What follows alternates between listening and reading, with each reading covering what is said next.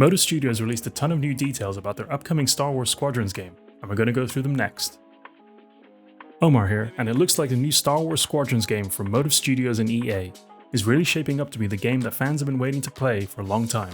This week we got a ton of new information about the starfighters and the core mechanics of the game. For those not in the know, this game will let you pilot one of 8 classic Star Wars fighters across 2 solo campaigns and multiplayer, and is out October 2nd for Xbox, PS4 and PC. So the 8 fighters we get to pilot fall into 4 classes: fighters, bombers, interceptors, and support. These 8 starfighters are going to be the X-Wing, Y-Wing, A-Wing and U-Wing for the new Alliance faction, while the Empire gets TIE Fighter, TIE Bomber, TIE Interceptor, and the TIE Reaper. Overall, the starfighters for each faction will be pretty well balanced versus their class counterpart, but there is going to be one big difference when you jump into the pilot seat for either the Empire or the new Alliance. Empire ships, with the exception of the TIE Reaper, will not have shields, while the Reaper and all the new Alliance ships do.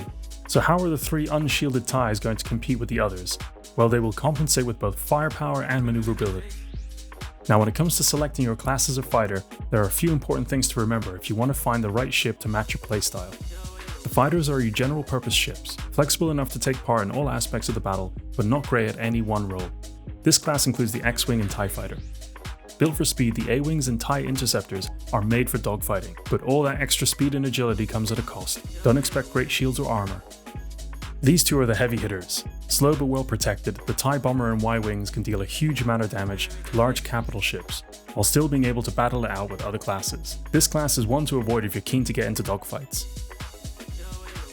The easiest way to understand this class is to see it as the medic of your squadron.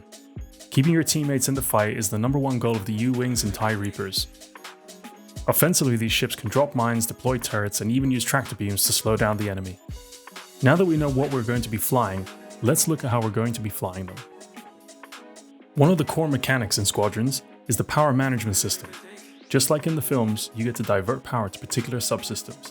These 3 subsystems are engines, lasers, and shields. The good news is that there will be a basic and advanced control system, so if you just want to focus on the fight or you want to have the full flight simulator experience, you have a choice. Power for each of these systems could be increased or decreased, boosting or reducing their effectiveness. If you max out a subsystem, it will trigger a special ability, but be careful as they will have a cooldown, so timing is everything. Engines are pretty straightforward. More power equals more speed, with max power giving you a special speed boost. The more power you set to lasers, the faster they will recharge, allowing you to put out a lot more firepower. This is especially useful against larger capital ships. Hitting max will give you an overcharge ability, dishing out a massive single shot.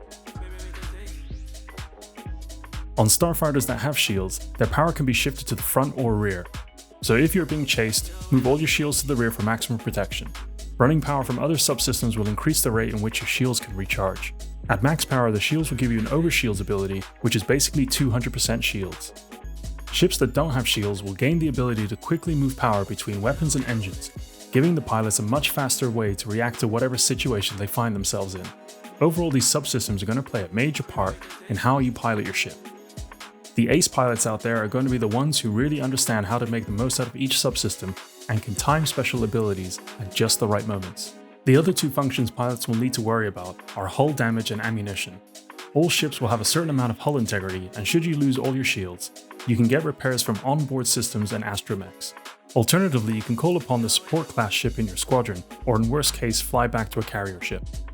Certain weapons in all the classes will have a limited amount of ammunition, and can be replenished by again calling upon your U-Wings and TIE Reapers, or flying back to the capital ship.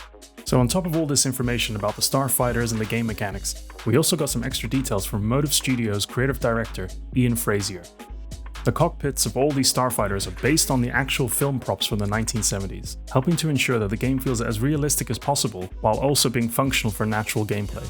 Another interesting detail shared by Ian is that they actually built the cockpits around their actors while they're performing the motion capture for the solo campaign.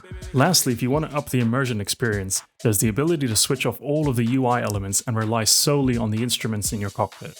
This game is adding in everything that Star Wars fans could hope for. Classic starships, authentic detail, amazing sounds, and full ship customization. And all this is going to be half the price of a full game.